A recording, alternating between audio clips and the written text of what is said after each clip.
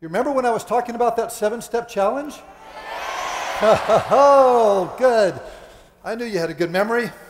Possibly the most important of all 7 steps is the idea of creating a culture of shared sacrifice. Going forward, learning to do more with less is going to become the new American way. So let me give you an example. In 1941, 1 week after the bombing of Pearl Harbor, President Roosevelt gave a national address stating that America would create 100,000 planes and 75,000 tanks in the next year.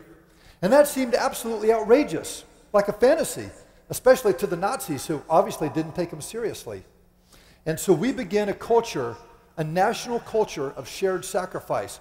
And Americans started rationing everything: gasoline, automobiles and tires and bicycles and coffee and sugar and meat and shoes and even butter, all to supply the war effort.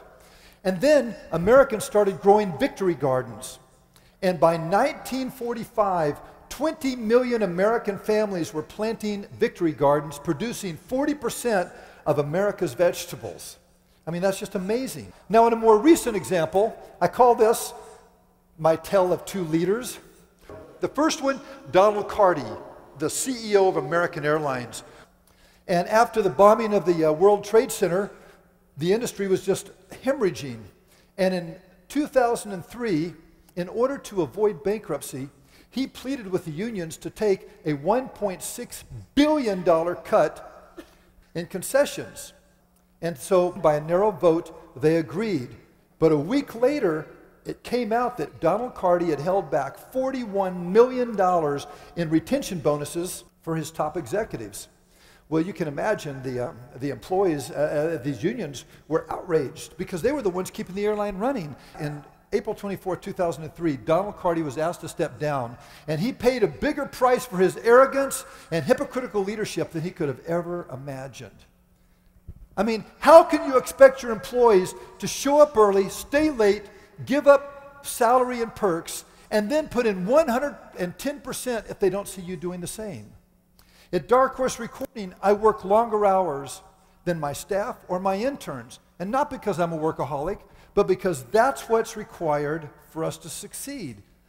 Because a leader leads by example, whether he intends to or not. Now, my second tale is Lee Iacocca. You might know Lee Iacocca as the man who created the Ford Mustang. Pretty awesome car. Lee Iacocca became the CEO of Chrysler when they were on the verge of bankruptcy. And so what did he do? He started by reducing his pay to $1 a year, leading by example. And then what did he do? He asked his top executives to do the same, to take similar pay cuts.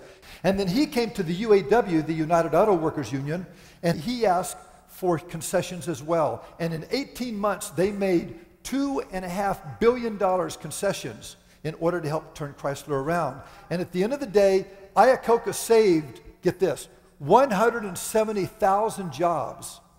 Actually, 600,000 if you consider the ripple effect bankruptcy would have had on suppliers and distributors and so forth. Iacocca once said that it was really the workers that turned Chrysler around, their willingness to sacrifice. Another sign of a great leader, someone who gives credit to others. In 1992, when Iacocca stepped down, Chrysler was the most successful car company in the world, creating and selling 2.5 million trucks and cars every year.